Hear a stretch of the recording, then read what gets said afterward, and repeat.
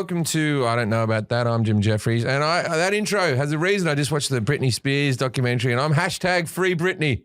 I'm all over it. If I ever get on a game show as a celebrity and they go, what's your charity? And everyone's like, oh, it's the St. Jude's Hospital for Kids. I'm going to go, my charity, Free Britney.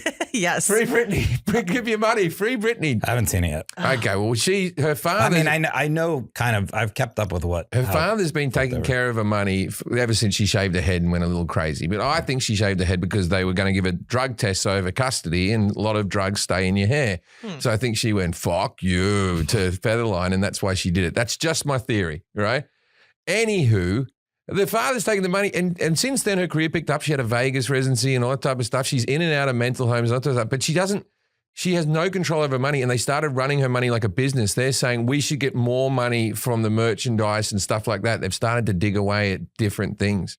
And Britney, like maybe she needs a bank to be the trustee on her money or another person. But she doesn't need a father to be the trustee. Well, in the beginning, when they brought up having a conservatorship, she said she was fine with it. She just said, I don't want my dad to be in charge of it. And then she hired her own lawyer. They pushed him out. So basically, she just hasn't had anybody advocating for her because her dad's a fucking grifter. Yeah, she doesn't even have, her mother can't even, then this guy decides what medical thing she'll have. It's like, have you seen that movie Love and Mercy where Brian Jones, what's his name, from the Beach Boys? Is it Brian Jones? Brian Wilson. Brian Wilson. From the Beach Boys, he's basically got Paul Giamatti. It's not Paul Giamatti who did this. He's playing a character where he's basically drugging this guy and saying, you have mental illness and without my care. And it looks like Britney had a couple of people like that in their life that were like lifestyle experts that were going to help her through things. And now her fucking dad, she can't go to the doctor, or she has to take pills that are prescribed to her whether she likes them or not. And yeah, the rumor is that those pills are like kind of sedating her. And like if you look at her Instagram, she kind of looks dead inside, but supposedly they're just like feeding her with these meds because that's not. Why does she take them? Because she's forced to. Like she doesn't have any freedom in her life. How's she forced to though? No, because the father's in charge. I'm on her side. I'm trying to understand, why doesn't she just get them out of her life? She's not allowed to. Can't. No, she's not allowed to. She can't make any decisions. She has to go to court to protest against it, to have an actual court decide whether she can have her money back and her life back and be in control of her own life. How she can't. So they go. They don't let her be alone with anybody. Like no, but this is my thing is, I'm on her side, and I know that there's certain situations, but why doesn't she just cut them? Like, stop taking that. What are they, holding her mouth open and shoving pills in them? Or I don't know. Watch the documentary. She really can't make any decisions for herself. So I had an uncle that this happened to. So who can help her? Oh God! Well, it's the media. I mean, that's why the documentary is coming out. There's like a huge. They don't do shit though. Well, it's the only way we can try to help. She doesn't have anybody internally that's actually helping her. And there's like the rumor that Sam Lefty, which I think he was like her manager or something for a while.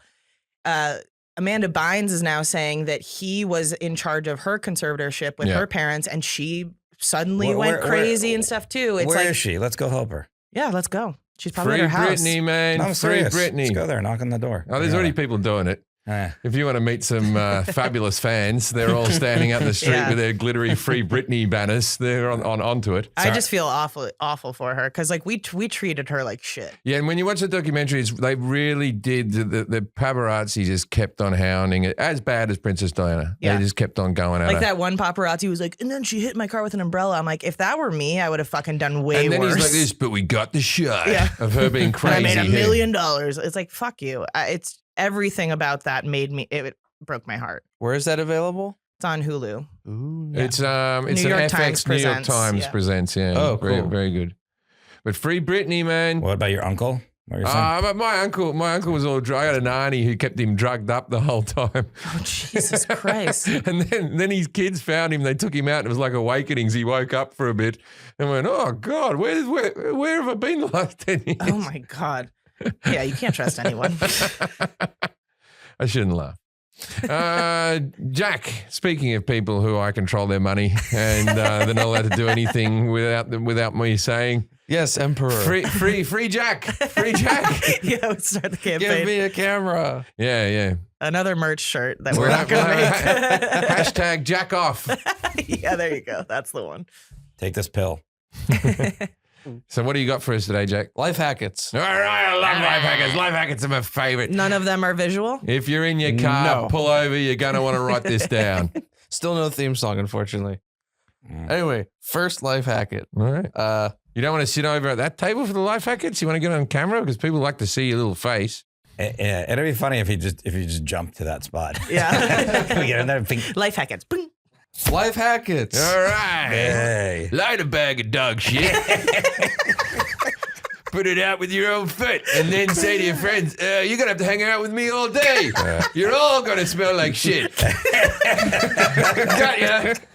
I love your impression of Jack. Hey, man. It's pretty close. It's just like an exaggerated. That was his little- roast voice for sure. It's my roast voice.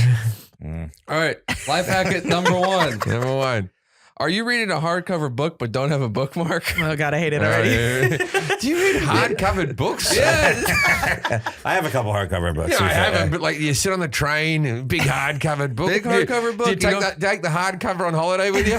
But Don't have a bookmark. Wait, you're not going to use the sleeve. Yeah, use the sleeve. That's the bookmark. Use the dust cover sleeve use as the a dust bookmark. cover. But what if you're well into the book? What if you're in the middle of the book and each bits of the It's dust tough. cover It's don't tough reach once you get to the over? middle. They make them pretty long. You're usually pretty Yeah, sad. you never heard of just bending a corner of a page? I mean, it ruins the No, book. you don't dog your page. Good Lord.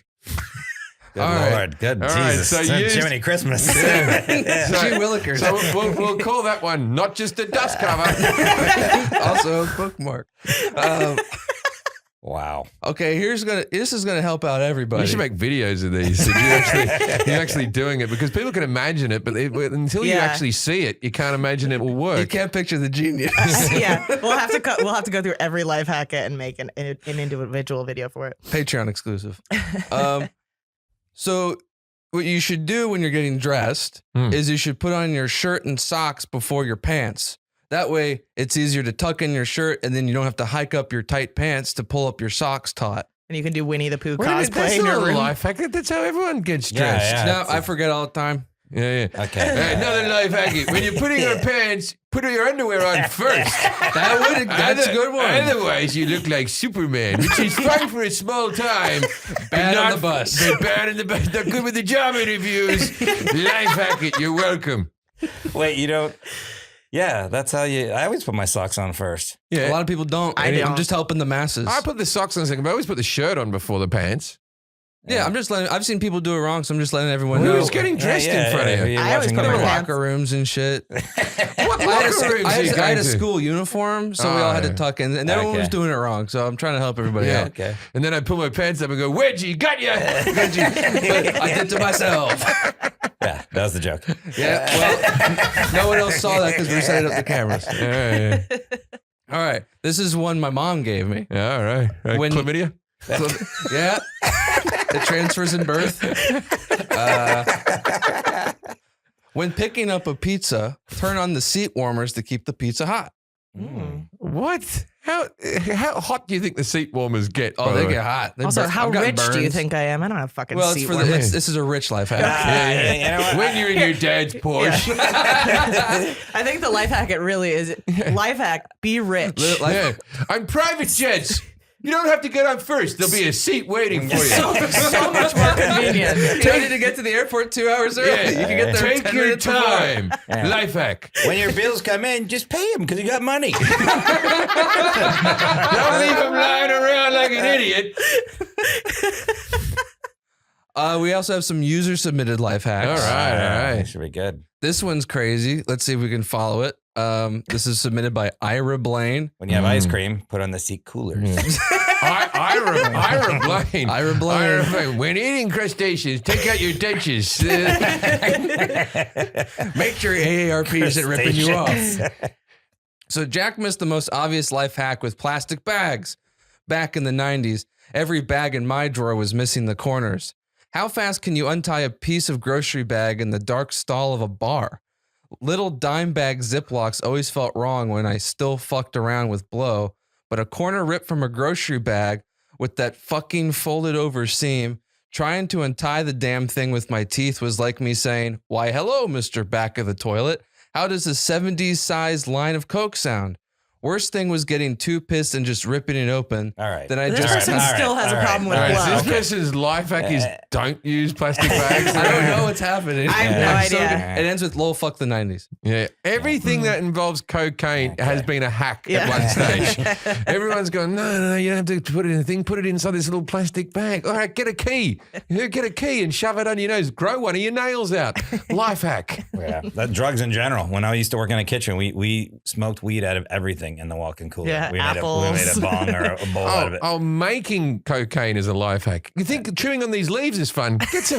Get some gasoline, ammonia. ammonia. Get some pneumonia on them. Yeah. I just saw an article. I think it was from Australia. It might have been posted in the Facebook group, but someone caught a shark, killed it, and turned it into a bong. Yeah, no, there's That's fucking Australian gross. bloke was smoking out of a shark. Yeah, that's Australian. Anyway, Last life Jimmy hack. John sandwiches.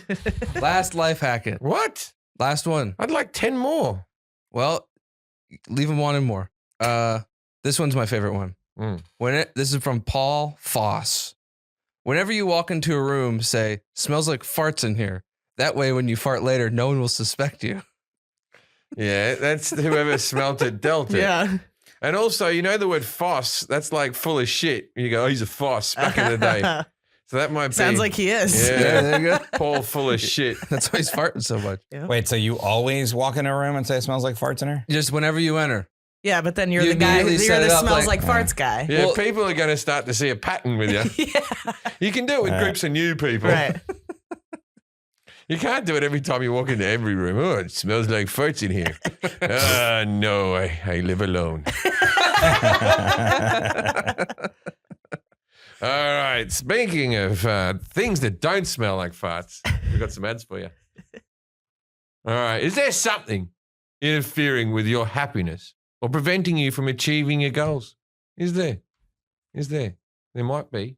BetterHelp will assist your needs and match you with your own licensed professional therapist. Now, I'm a big fan of this, a big fan of therapy, and I'm a big fan of therapy from the laptop. I spoke about this on the depression episode. I sometimes got so depressed, I couldn't go to the therapist. It was seemed like too big an ordeal, and then you have to wait in the waiting room and you buzz the little thing and all of stuff. I found that even now that quarantine will wrap up eventually, I still do therapy through my computer, and you can do that at BetterHelp. You can start communicating in under 48 hours.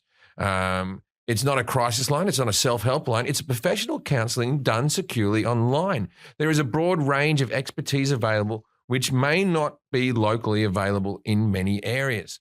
The service is available for clients worldwide, unless you speak like a language that no one speaks. You speak Welsh and only Welsh. You have to find a Welsh. Good luck with that. The service is available for clients worldwide. You can log into your account anytime and send a message to your counselor. I would suggest doing it when sober. It's like texting. Yeah. Try to keep it on the level. Get a clear mind. You can log in, and you'll get a timely and thoughtful response. Plus, you can schedule weekly video or phone sessions, so you won't ever have to sit in an uncomfortable waiting room as a traditional therapy. Because I go to the waiting room and I look at the other bloke and I'm like, what's wrong with that fucker? What's he up to? The waiting room's the worst part of therapy. Why is he? I people watch a bit too much there. BetterHelp is committed to facilitating great therapeutic matches, so they make it easy and free to change counselors if you need it. You're not locked into a counselor. If you get the counselor, and I think you do have to shop around for therapists as well, because you get a certain therapists that are just yes people that tell you you're wonderful and it's all fine and that don't hold you to anything. And then you get other ones that don't listen to you, and you've got to find a right fit. It's more affordable than traditional offline counseling, and financial aid is available. BetterHelp wants you to start living your happier life today. Visit betterhelp.com/IDK. That's better, HELP, and join the over 1 million people who have taken charge of their mental health with the help of an experienced professional. In fact, so many people have been using BetterHelp that they are recruiting additional counselors in all 50 states. So if you're a counselor and you're listening to this and you're like, get a job. Get on to BetterHealth. This podcast is sponsored by BetterHelp, and the I Don't Know About That listeners will get 10% off their first month and free shipping. There's no shipping, but you'll get that for free. 10% off your first month at betterhelp.com/IDK. Fellas, it's 2021, the year of the rally. Rally.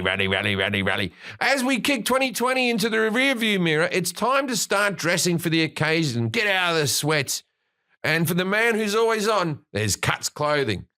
They've taken a classic men's fashion staple, the plain tee. I love a plain tee. It's all over. Where is the plain tee? And refined it, combining premium quality with a minimalist aesthetic. Cuts, shirts, polos, hoodies, and crew sweatshirts are made for the man who works hard, plays hard, and never settles for less. All in the sport of business. You know the type. Built for performance in the boardroom, the bar, or the gym, Cuts clothing keeps you sharp wherever the game takes you. Take a plain tee, but make it Tony Stark. Right? You're revolutionizing the plain tee. The bleeding edge of fabric technology meets the man confident enough to wear it. Cuts clothing. The perfect t-shirt. Is that possible? I don't know. But yes, it is. They've accomplished it. Next, Cuts sets out to create fabric uniquely engineered for each clothing style. Consider the hoodie. All right. Consider the hoodie. You're thinking of them, the boring old bloody hoodies. Then there's Cuts, where they've developed Hyperloop French terry fabric. Whoa. Is it like terry toweling? It's Hyperloop and it's French terry fabric, a textile that's temperature controlled, temperature controlled and ageless. This fabric hasn't even been born and will never die. Whoa. It's ageless. You'll never need to take it off, and you certainly won't want to. Or try the wrinkle-free. Oh, yeah. PYCA. Pika. Pika. The Pika Polo. An LA design that keeps you fitted for the office, the golf course, at home, the gym, your next date. The Shop by Cut shopping experience gives you the power to choose your signature tee.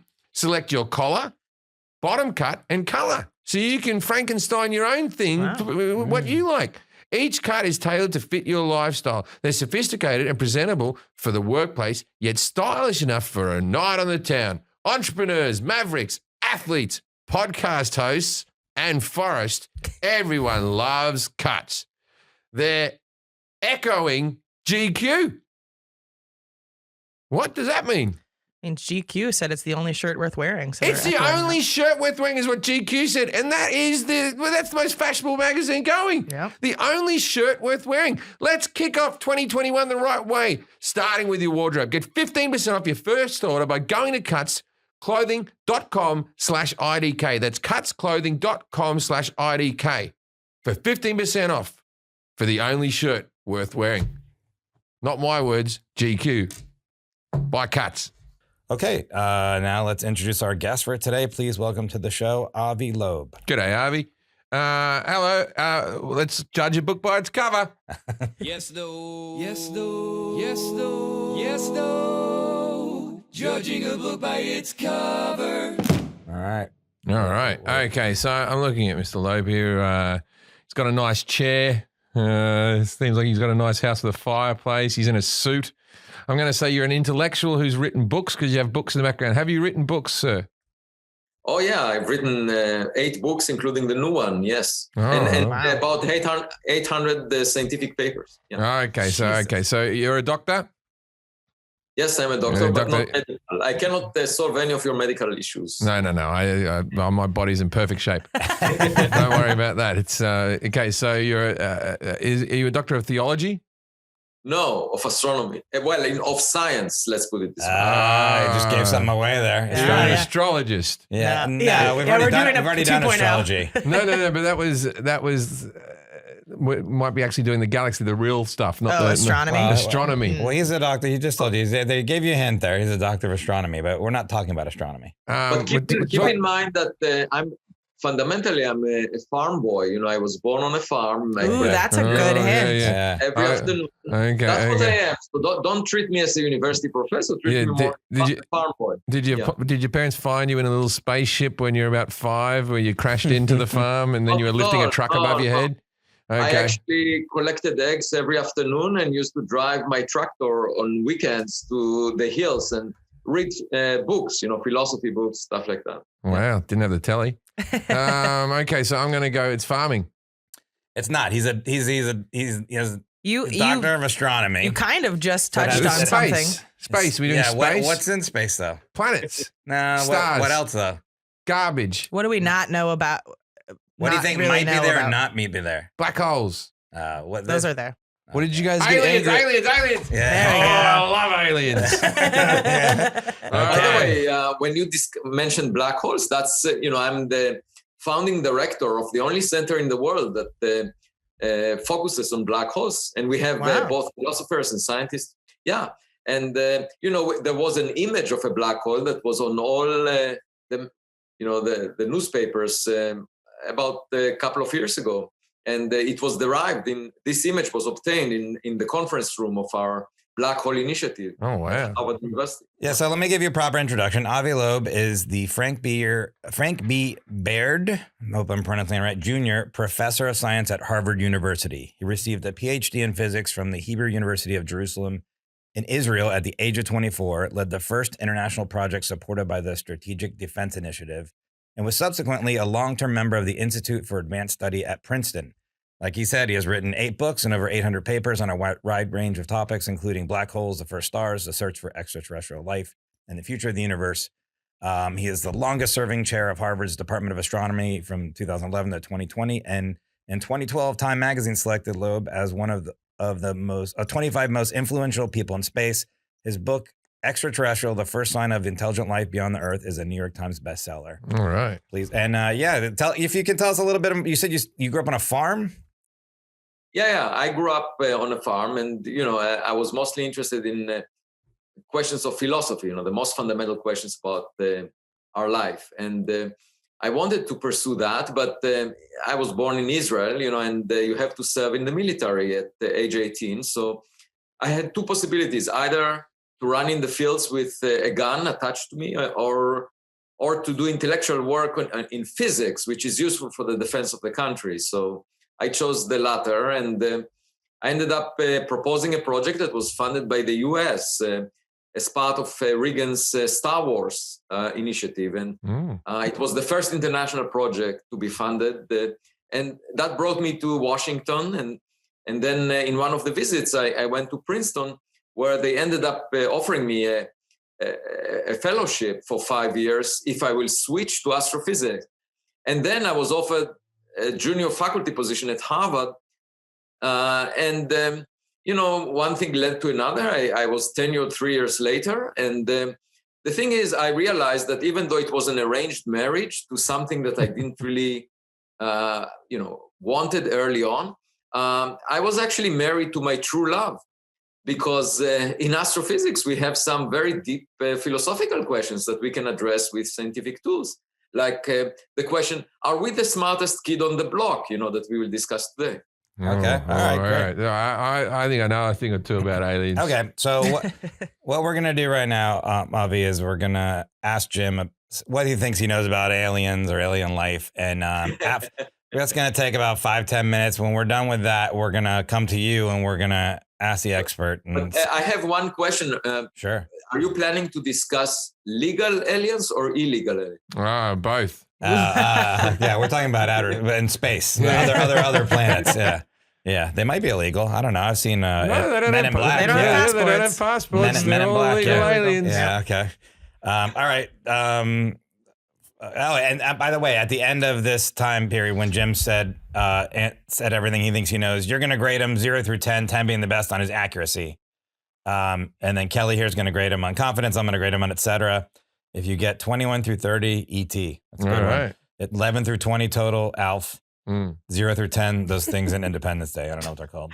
Those are pretty gross. So, all right. What does the word alien mean? What do you mean? What does it mean? Aliens are things from outer space that we're going to other life forms. Mm-hmm. An ALF is something life form. Alien life form is an ALF. What about extraterrestrial? What does that mean? Extraterrestrial means ET. That's where ET comes from. Yeah, but what does it mean?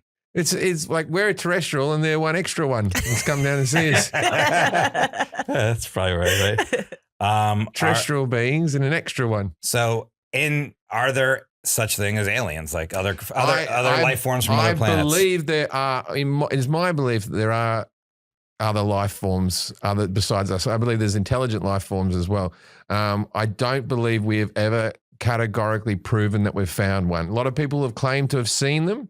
I myself have seen a UFO. So UFO. So we're talking about aliens and UFO. UFO is different than an alien. UFO isn't an alien because a UFO is an unidentified flying object. So I believe I saw something that the military was working on because I was in a plane and I saw it as a shared experience where there's a whole lot of other people in the plane who also saw it. Okay.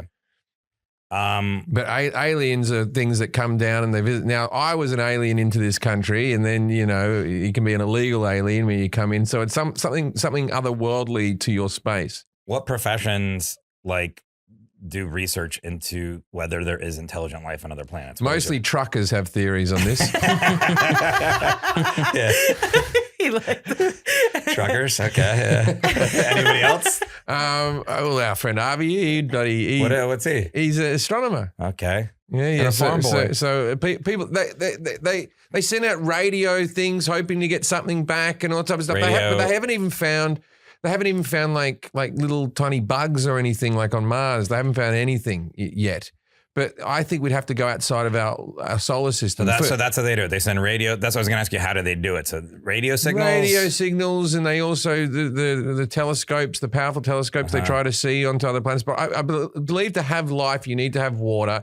And Earth is the only thing in our solar system that's the right distance from the sun. That's my next question is what traits do a planet need to have intelligent life? Water? Water. That's it? Water. You need water for life. Anything else? You need oxygen. You need a good level of gravity, not an overly pull. You need a place like Earth exists because we have Jupiter so close to us, and that pulls meteorites so we don't get hit by them and stuff like that. You need everything to fall into place very well for life to exist.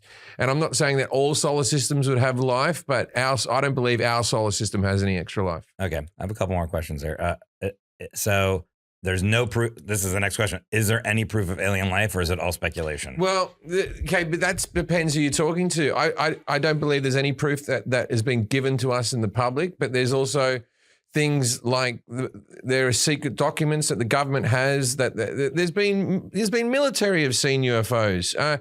There's proof, you think? Or? There is proof, but none that is widely accepted as 100% true. It's a little bit like Loch Ness Monster. So you might think it's proof, and another person might say it's not proof. There's nothing categoric that we all agree on.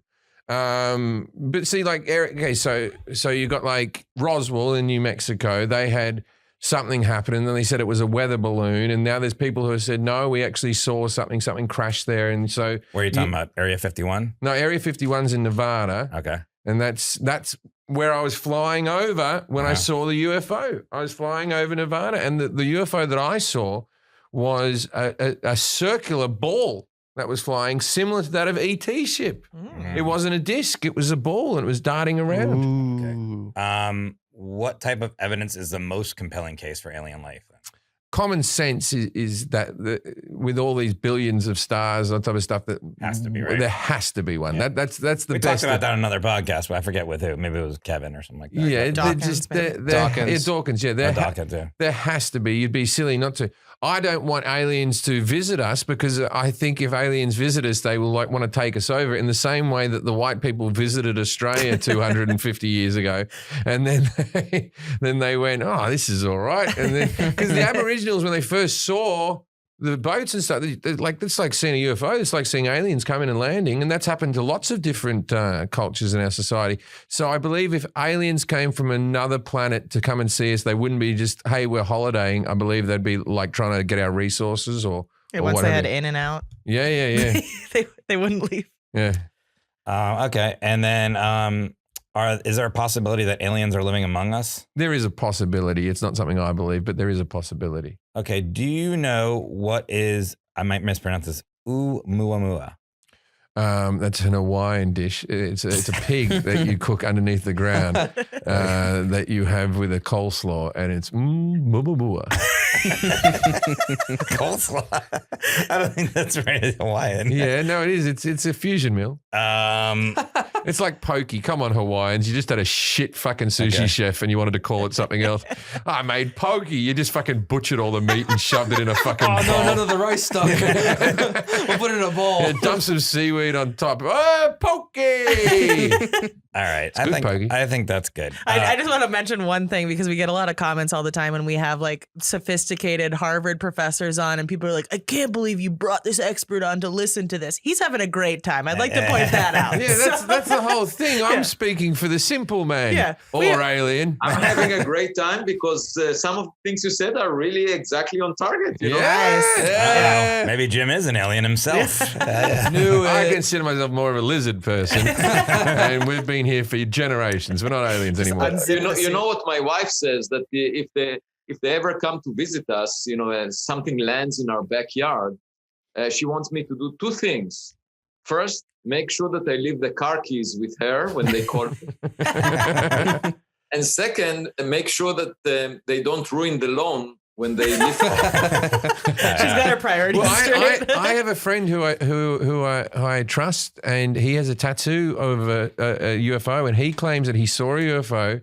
He went down. This is in England. He went down and he went and talked to the police, and he's not like a weird guy. And he went and talked to the police, and then they said, "Oh, you've seen it," and they gave a UFO sighting pad to him to write down what he'd seen. And there was other people in the waiting room who was also seeing it. He went back to where he saw it to show his friend, like, this is where it was, and there was a burnt circle disc in the grass. It's real. You know what? Now with the pandemic, if they ever come, there will be a track form that they have to fill. They have to quarantine for 2 weeks. Yeah, the movie Armageddon. What's the one with the Independence Day? That Randy Quaid is like kooky the whole time in the movie. At the beginning, he's like, I was abducted by aliens. And everyone's like, whatever, you crazy person. And then when they get him to fly the planes at the end, and they're doing like the whole, they go, when I was abducted, and everybody rolls their eyes at him. I'm like, you're about to fucking fight aliens right now. Why are they rolling his eyes at him? Like, they should be like, oh, wow, yeah, sorry. I don't know what the stats are on this, but I do believe... it just feels like, and I might be wrong, it feels like UFOs visit America more, and that's what throws me. Yeah. Well, we'll it feels see. like That's there's true. more It's sightings. because we're number one. Yeah, it's like if you looked at a map of the world, you wouldn't go automatically, we're going to that place. Well, you'd go to the place with the freedom, right? Freedom and water parks.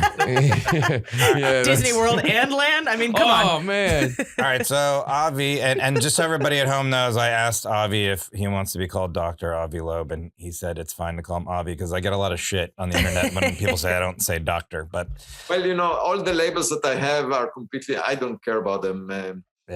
I'm just the same kid as I used to be. Yeah, he got one of his degrees from the Saturn. so 0 through 10, 10 being the best. How did Jim do on the questions I asked him about aliens? I would rate him at 7 or 8. All right, pretty good. Give him an 8. And I'm giving him a 10 on confidence. 10 on confidence. I'm gonna get. I'll give you a 3, so you can be ET. E.T. 21 total. You're ET.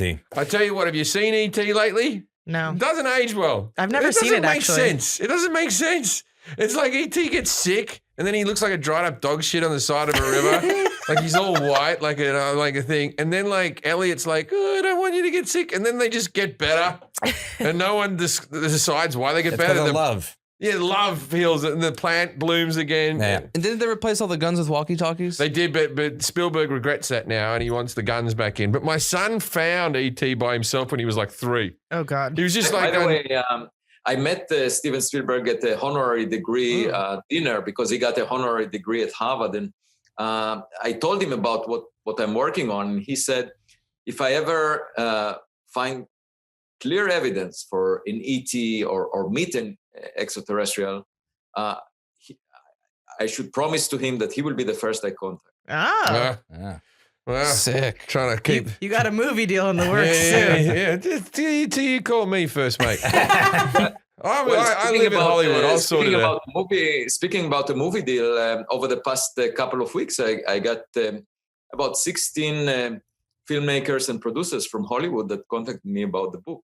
Wow. right. Congrats. That's awesome. That's I exciting. want to do an alien film for modern day called They Came Without Masks. Amp human. It's a human amp.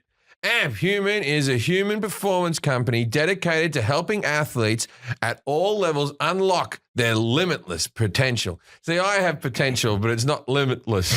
It's just ever so slightly better than what I'm doing. For athletics, you mean? Their latest innovation, D Plus Lotion, is the first of its kind gel-based lotion that delivers vitamin D directly through your skin. I've never heard of such a thing. How do they do it?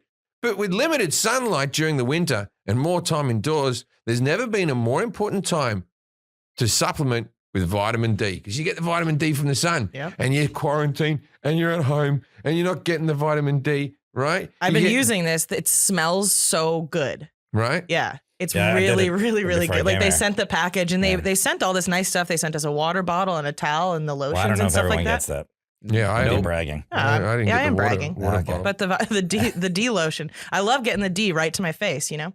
So I just put it all. I see. I said, oh, ho, ho. I think it's supposed to put on your Just- forearm, actually. Just two my pumps. Just 2 pumps applied to your inner forearm contains 500 IU of vitamin D3 to boost your immunity, improve sleep quality, and support brain function. Backed by 2 times clinical trials, it is proven to be triple your vitamin D levels. It'll triple your vitamin D levels within 3 to 4 months of daily use. All of a sudden, you're vitamin D'd up. Say goodbye to pills and say hello to D Plus Lotion, the easiest way to do vitamin D. Visit AmpHuman, AmpHuman.com/IDK and use the code IDK15, that's IDK15, to get 15% off your D Plus Lotion today. We thank you, AmpHuman, for sponsoring our podcast. All right, so I asked Jim what alien or extraterrestrial means. Can you tell us what that means, please? Sure. So it's basically a life form that is beyond Earth, that is on another planet or somewhere in space, but not on Earth.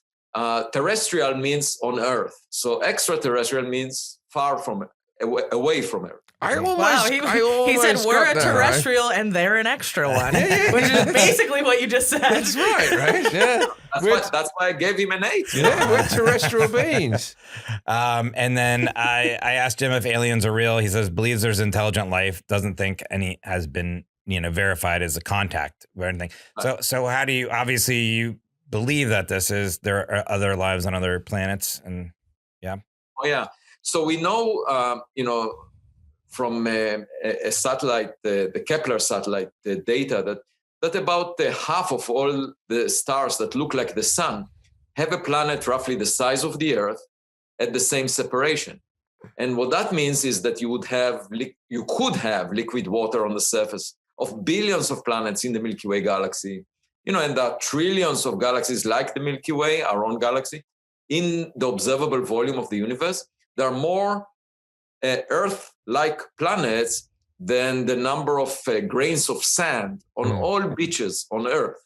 Okay? Jesus. And I just think if you have similar circumstances, you get similar outcomes. That's common sense. That's Why would we think that we are special and unique? My daughters, when they were young, they thought that they have unique qualities that nobody else shares. And they're at the center of the world. And then I brought them to the kindergarten and they met other kids, and they got a different perspective, that other kids could be smarter or, have some other skills.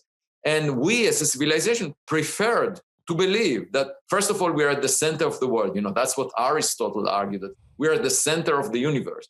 And then now we know that we are not, because, the Earth moves around the sun, and that's what Galileo argued. And he was put in house arrest when he argued that, because nobody wanted to look through his telescope and because everyone knew that the sun moves around the Earth. So anyway, we realize now that that's not true. But a lot of people still prefer to believe that we are special and unique, because that flatters your ego. Why would there be anything like us out there? Well, I think that not only there are many intelligent civilizations that existed in the past and potentially exist right now, that we are probably not the smartest kid on the block, because why would we be? Look at the news every day. I mean, we're making so many mistakes. Obviously, we are using most of our resources to fight each other instead of working together. It just, if you take the soup of chemicals that existed on Earth and mix them in a different way, you could get a different cake. You can bake a different cake. Why would we be the most tasty cake that you can make, out of some random process? I just think, out of modesty, I think that there are probably smarter kids on the block. Yeah, I sent a video to Forrest yesterday that it's like kind of gone viral, but it's basically a video of showing the planets in perspective to the other planets, and it continues to zoom out. And like really you notice how tiny of a speck we are in the entire universe. And it makes no sense that we would be the planet chosen to be the only ones with intelligent life. Well, I hope we do find aliens in my lifetime. I would love to see that. But I don't want us to find smart ones. I don't want us to find like bugs either, or like little tiny microbes. I want to find like a large creature that's just like fire. I always want to find that guy. And We just go, have "Look a what we lot of those found." in America. Yeah, I know, but like You like those? just a whole planet of them. More of those dumb shits. Yeah, let's do that. And I just want them to have loads of gold and oil and stuff like that. It's easily mined. Bring the supplies. And we can give them like, oh, look at that. That's a Mars bar. You know what I mean? Yeah, but if they have so much gold, it won't be worth as much. Then you make it. But when you get your new version of a cell phone, you think, oh, okay, Silicon Valley is leading our technology. Next year I'll get something better. But if you meet another civilization that is much more advanced than ours, you might realize they have a technology that took 1 million years to develop, and we can copy that. And wouldn't that be great? It would feel like copying in an exam, looking over the shoulder of a student next to you and but if you save 1 million years, it's worth it. Yeah, I always think the most remarkable, like if you want to see how fast we've moved with technology, look to the airplane. So the Wright brothers were like 100 and something years ago, just a little bit over 100 years ago. And we went from them gliding on a thing like in their pants with their goggles and all type of stuff like on a glider to the stealth bomber. In 100 years, we did that. So what could we do in 500 years with air travel? Right. And that's when you start thinking about like, different planets and all that type of stuff. Do you believe, Doctor, that we have had aliens visit us, and do you believe we have already taken some of their technology? Because there's a lot of theories on that. No, I don't believe that. I don't think that we are that significant for them to pay a visit. When I dated my wife, she had a lot of friends that used to wait for Prince Charming on a white horse that will make them a marriage proposal. And your wife didn't never good came. for her. And that never came, you see. So why should we believe that we are worthy a visit? Why are we so significant? We may be just like ants on a sidewalk, and when you walk down the street, you don't pay attention to every ant. And moreover, like most of the stars in the Milky Way galaxy are much smaller than the sun. Right. And they are cooler and they emit mostly infrared radiation. So if you have any creatures living next to them, they would have infrared eyes, eyes that are sensitive to infrared, not like us. But we are sensitive to visible light because that's what the sun produces. So now imagine interstellar tourist agencies, that send tourists to vacations. Why would they ever come to us? They would say the visible light hurts their eyes. We have green grass, but they enjoy dark red grass. They don't like our grass. They will never come over. Oh. So we tend to think that everything centers on us. We're like the Des Moines, Iowa of travel. But you're talking about all the things we don't have. What about the things we do have? They don't have Philly cheesesteaks on fucking K-Factor 12 planet or anything. K-Factor 12. You try. Give them a Twinkie. Go, just try it. Just give it a go. They'll be back. Philly cheesesteak is what was going to bring him here. Jack's wearing a Hoagie Haven t-shirt right now. I feel like our new merch should be like the best Philly cheesesteak on K-Factor 12. I want to eat their food. It's a red bit of grass. Yeah, you want to smoke a bit of red? Piss off, alien. Leave my party if you're not going to contribute. So you think aliens could travel here, Jim, but they don't have good food? I think if they got here, they'd be amazed by the food. Go to Disneyland, get the Dole Whip. Okay. So how do we, how do we search for intelligent life on other planets? Like, what are we looking for? What instruments do we use and stuff? So, so first, Jim mentioned the looking for radio signals that we have tried to do.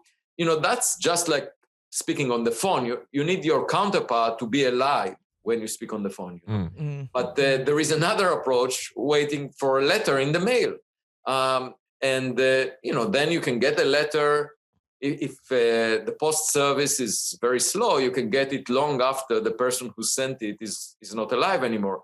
So, for example, the Mayan culture, that existed on Earth, we cannot have a phone conversation with them. They're not around anymore. But we can have an archaeological dig inside of which we will find relics from their culture and learn about them.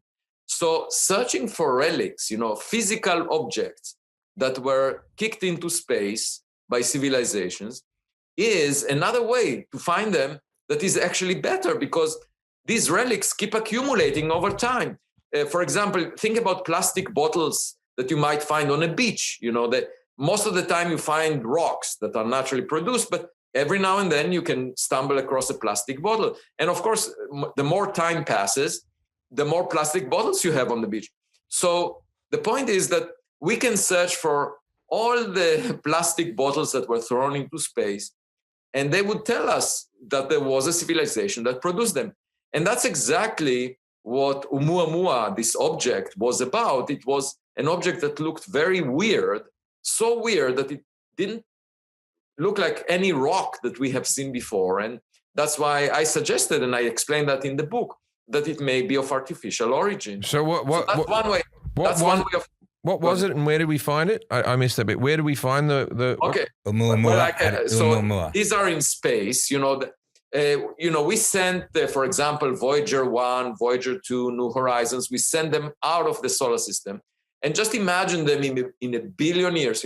They will be junk, space junk, floating in space. And just think about every civilization sending out some stuff out, and after a while, all of these things accumulate, and you can see them entering the solar system. So Oumuamua was really the very first object that we noticed from outside the solar system. It's just like finding an object in your backyard that came from the street. You don't need to travel to the street in order to figure out what's out there.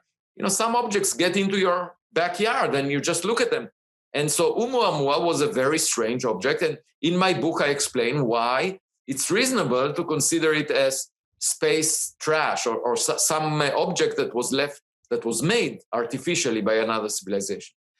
So that's one approach. Why is it called Oumuamua? It is Hawaiian though, right, Jim? Yes, yes. It was discovered by a telescope in Hawaii on Maui that I actually visited a few months before the discovery, and it's in Hawaiian. In the Hawaiian language, the Oumuamua means a scout or a messenger from far away. Right. Okay. And, they gave it that name before it was realized that it's actually really weird. What does it look like? Okay, so we haven't had a picture. If we had a photo, I just wrote a book that has about 66,000 words in it. They say that a picture is worth 1,000 words. I would say a picture is worth 66,000 words. So I wouldn't need to write the book at all. I would just, make a poster with a photograph, and everyone would believe that. But we don't have a photograph. That's unfortunate.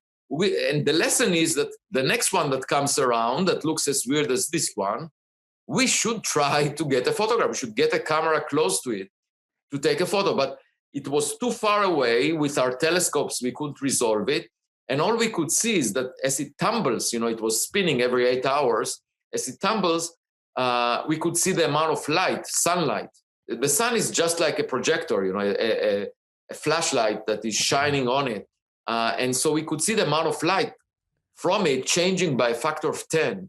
That's huge. We never saw that before. Mm-hmm. And it implies that on the sky, the object changes the area that it has by a factor of 10. So it was most likely pancake shaped based on fitting the amount of light as it was tumbling. So think about a pancake shaped object tumbling and changing the amount of light reflected to us by a factor of 10. That was already very, very unusual, but it didn't convince me that it might be artificial.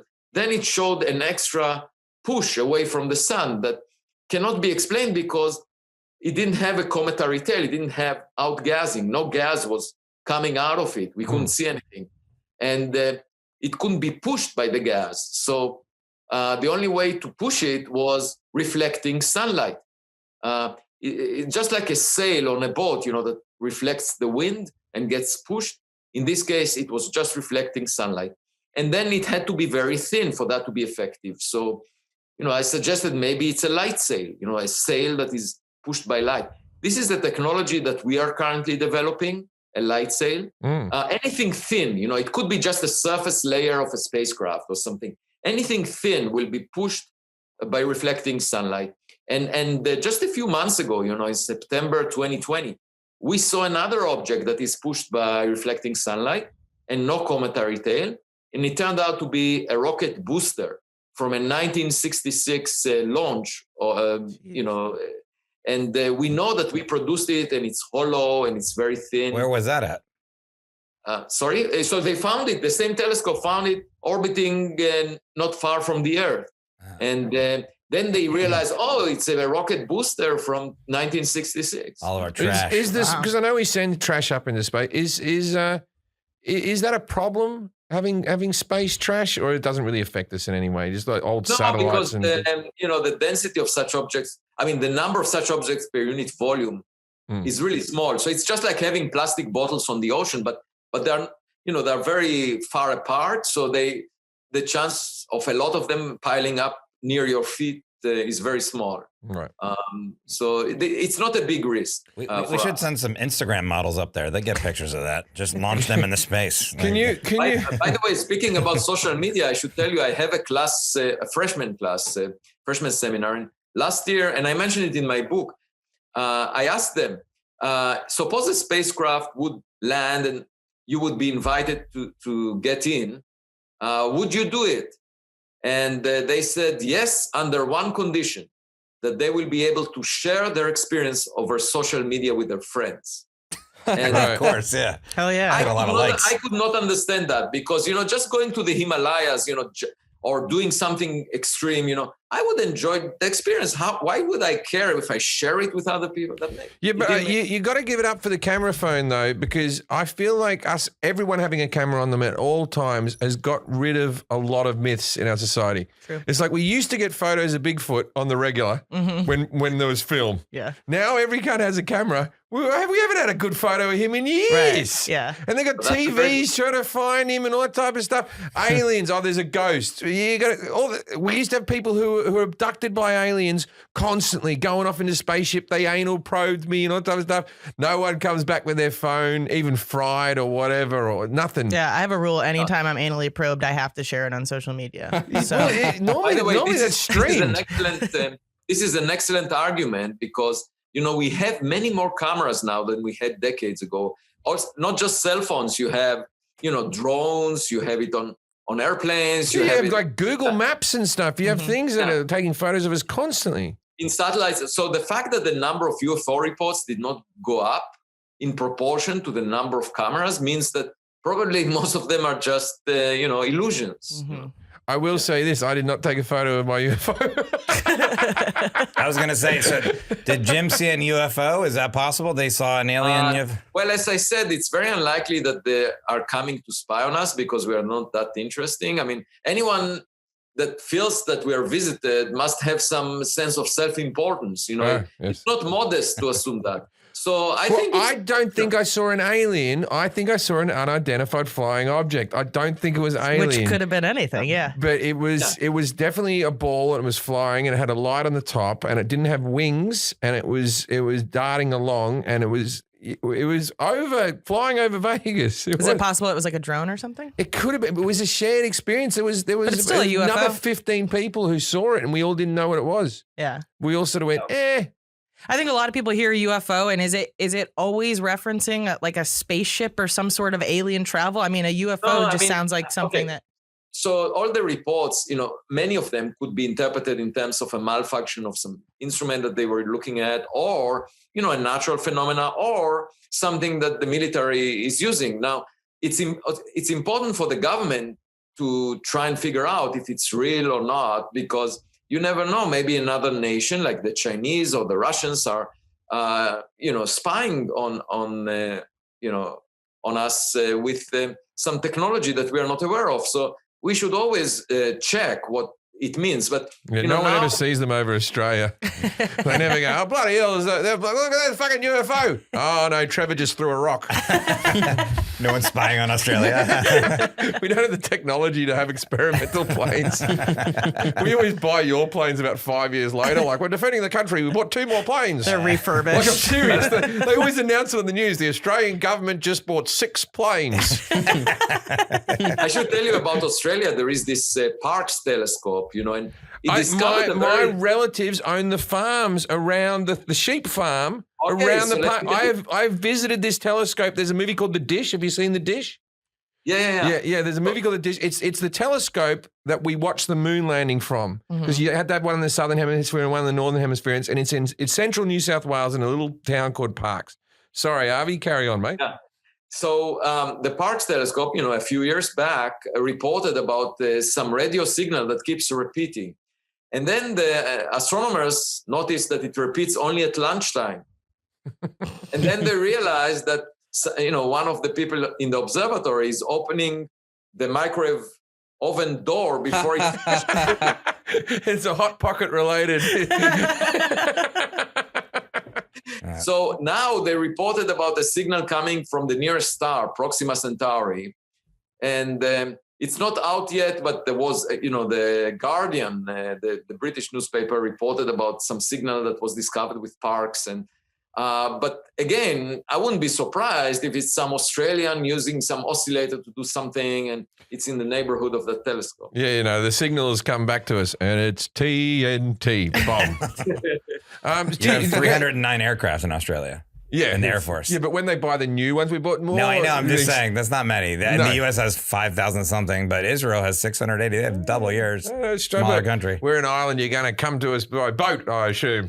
That's the only way. By the way, we spent a month in Australia and we really loved it. I mean, the people are relaxed. The nature is so beautiful. Oh, if you're into aliens, it's a wonderful place to go. So when I was a kid, I remember them saying something along the line that there was, you might have already mentioned it, there was a small unmanned spaceship that was traveling to the next galaxy, and it was going to be something like 100 years before it reached there. Am I remembering that right? Is there something visiting another galaxy for us? Have we gotten a spaceship to another galaxy? Okay, so we have a project that I'm actually leading as the chair of the advisory board for that project, that to visit the nearest star. The nearest star to the sun is called Proxima Centauri, and it's about 4.25 light years away. It means that the 2016 election results are reaching there only now. Oh, God, they must be upset. Can you imagine the mayhem? They're just like this. Oh, God, this is going to put some problems to the galaxy. Fucking Darth Vader's in. All those people are sitting at a gay bar crying like I was in 2016. Anyway, so the thing's traveling to the next star. When's that going to happen for us? The idea was, about in May 2015, a black limousine parked in front of the Center for Astrophysics, where my office is located at Harvard. And an entrepreneur from Silicon Valley came out of that car and entered my office. His name is Yuri Milner. And he sat on the sofa in front of me and said, would you be interested in leading a project that would design a mission to visit the nearest star within our lifetime, within 2 decades? And what that means is that the spacecraft needs to move at a fifth of the speed of light, because it takes light 4 years to get there. And I said, well, let me think about it, if it's possible to launch something at a fifth of the speed of light. And then for 6 months with my students and postdocs, we looked into that. And there was one technology that can do that, a light sail, basically pushing a very lightweight sail, roughly a gram, with a powerful laser beam. Over a few minutes, it can reach a fifth of the speed of light and then reach Proxima Centauri, this nearest star, You should get onto that, mate. That sounds like an easy thing you can slap out this afternoon. You've got your laser, you've got your light sail, off you go. What are you doing on this podcast? You got shit to do. Of course, you don't want to put the laser in space because people will be worried that you might point it at them. So that would take, what, 20 years to reach that then? Or if it was 20 years for the trip. And then if it sends us a photo of the planet next to that star, it would take another 4 years for the photo to reach us back. I'd upload a dick pic onto it before it left, just for a long-term joke. Like, oh, bloody hell, how'd you get that? 24 years later. Just look at an airdrop. And that'd be the one that it's, that's what I use. So it'd take 24 years basically to total. Send it there and get a photo. They send us back a photo near a star. Hashtag no makeup. Hashtag. That's what saves us probably, because when you enter into a room full of strangers, you better not speak. First, you want to listen to see who is in the room, right? Oh, God. So the problem is we sent out radio signals over more than 100 years. And by now they reached 100 light years. And if there is anyone within that volume, they already know about us if they have radio telescopes like we have. But it will take them a while to get back to us. So, we have some time to relax, but maybe we will hear some message from them. Do you believe that within our lifetime, look, we're a similar age, I assume. Do you believe that within our lifetime we will know if there is an extraterrestrial out there? Yes, as long, there is one caveat. Right now, the scientific community is ridiculing the search for technological signatures and not really taking it seriously. It's not being funded. Young people are worried about, working in this field because it's not clear they will get a job. So if the mainstream community of science accepts it as a mission that they need to follow, because the public is very interested and the public funds science, if they do it, then we will find it. But you will never find something wonderful if you're not looking for it. And that's exactly the point of my book. I'm trying to change the culture. I'm saying this is something we can accomplish. We can address this question, and we just need to be open-minded. Unfortunately, the mainstream community of science, is ridiculing that possibility. And it's not entirely clear to me why, but there are lots of much more speculative ideas that are being funded at hundreds of millions of dollars, and they're much more speculative than this. This is not speculative at all. Common sense tells you that there should be relics of civilizations that existed in the past, billions of years ago, out there in space, and we should search for them because the public cares about it. It will have a huge impact. It will be the biggest discovery of humanity if we find that we are not alone, right? Right. And why would we not pursue that? It's just like the philosophers in the days of Galileo saying, we don't want to look through your telescope. We know the answer in advance. The sun moves around the earth. In this case, we know that we are special and unique. We don't need to search for anything else. Just like my daughters would say, we don't want to go to the kindergarten. We want to stay at home, right? And, I'm trying to change this culture. I think it's actually completely inappropriate. And at the same time, you have large portions of the mainstream scientific community working, for example, in the search for dark matter. This is most of the matter in the universe. We don't know what it is. We are searching for it. It's a search in the dark. We don't know what it is. And hundreds of millions of dollars were spent on that. Why would that deserve 1,000 times more funding than the search for civilizations? I don't understand that. And there are people that are even working on things that we will never be able to test by experiments. And that is considered the mainstream. So something is screwed up, in the current thinking of the academic community. And my book is trying to correct that. I hope it will have the impact. Within a few days after it came out, it made it to the New York Times bestseller list. It's between Michelle and Barack Obama right now, ranked there after a week. And clearly the public gets the message. The public has common sense. But something is wrong with the scientific community right now. Do you believe if they do find something that there's a chance that the government could keep it from us? Because I always... No. I think the government is incompetent in keeping such a secret because, everyone can look at the sky. Everyone can, astronomers share the information that they find, and you can't hide such a secret. If there is something out there and we detected some signals, it will leak out immediately. So I don't think the government is capable of keeping a secret on such a matter. Issues of national security, that's a different matter. If they find that either the Russians, the Chinese are doing something, they might not reveal it, of course, and do, just as a matter of national security. But on matters of science and things like that, there is no way the government will hide it. Do you watch Ancient Aliens? No. You got to watch And that. by the way, you I might hate learn a thing or two. I hate science fiction, by the way. Huh? I hate the Star Trek and all these science fiction movies because they violate the laws of physics. I just cannot enjoy it when I do. You don't like what you like? Don't like Star Wars either? No, I'll tell you what I liked in terms of films. I really liked Arrival.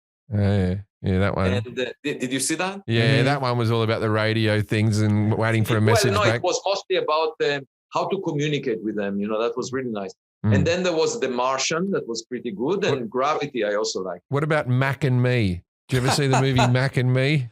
Oh, what is that? You got to. I don't know that one either. You've got It's your an night set out for it's you, an mate. ET ripoff. It's an ET ripoff By the way, that was heavily sponsored by McDonald's. And at any given stage in the movie of Mac and Me, that they'll just be eating a Big Mac or thinking about Big Mac. So they go to McDonald's at one stage, and then Ronald McDonald comes out and they all dance with him.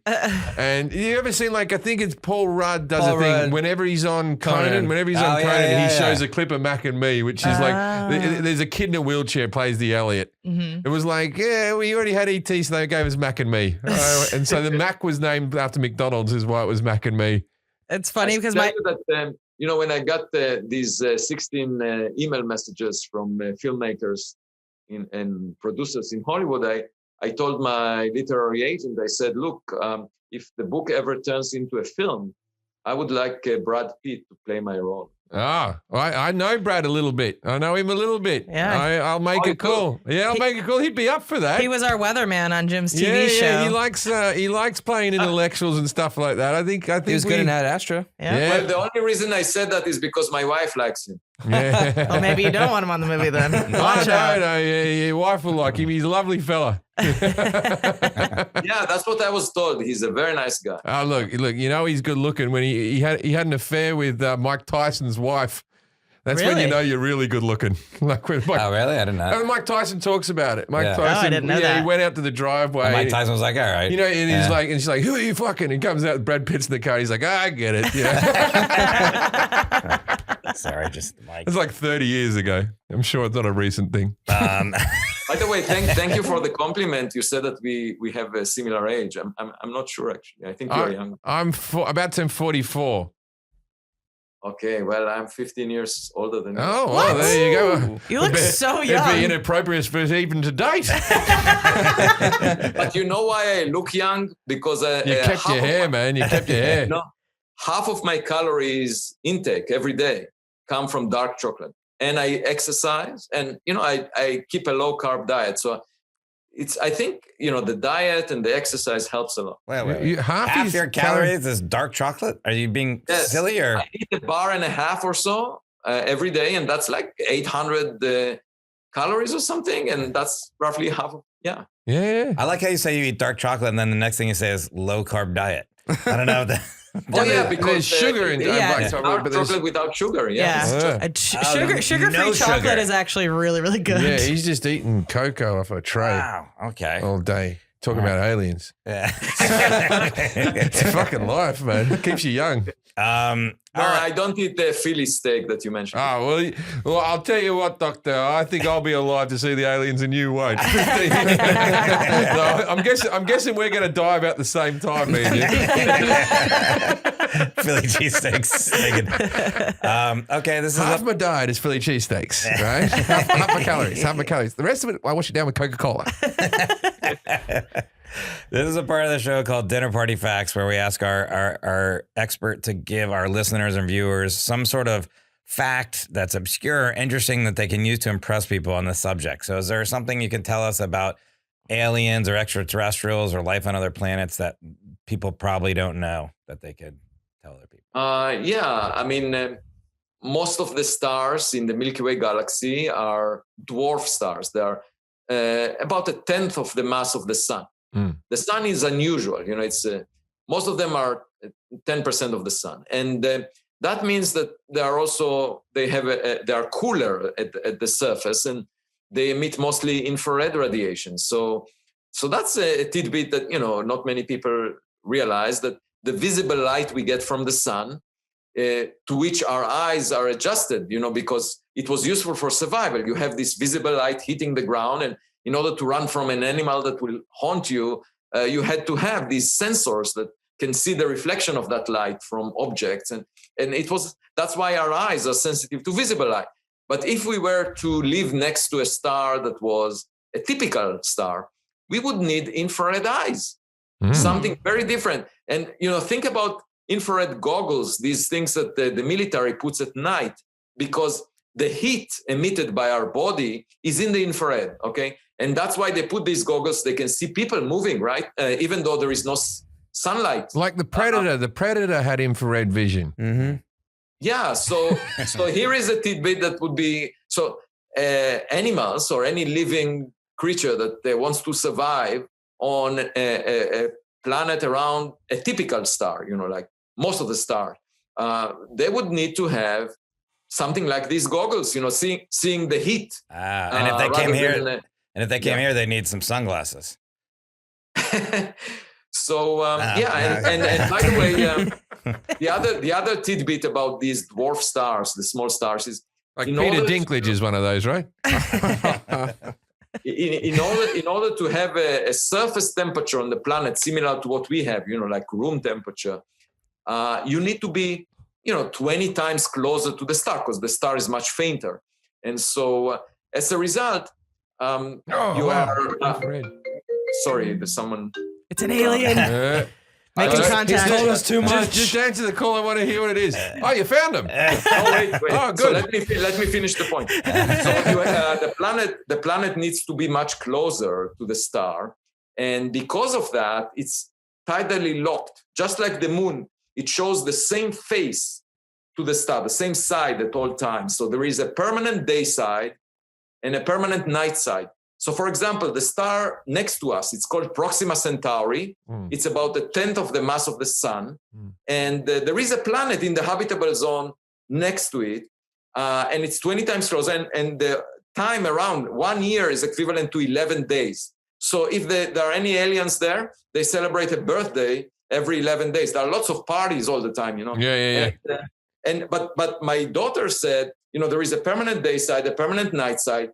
If we ever go there, they want to buy a house on the strip that separates them, because that's where you can see the sunset forever. After elections, they go like this: 44 more days. Well, the book is currently on the New York Times bestseller list. It's called Extraterrestrial: The First Sign of Intelligent Life Beyond Earth. And Avi Loeb, thank you for being with us. Thanks for being on the much. podcast, man. I appreciate it. Fun. And if you see Brad, just mention my book to him.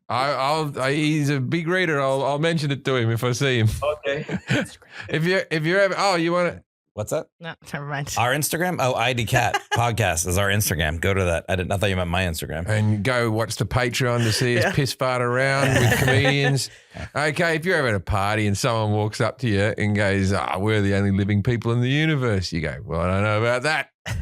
So good night, Australia.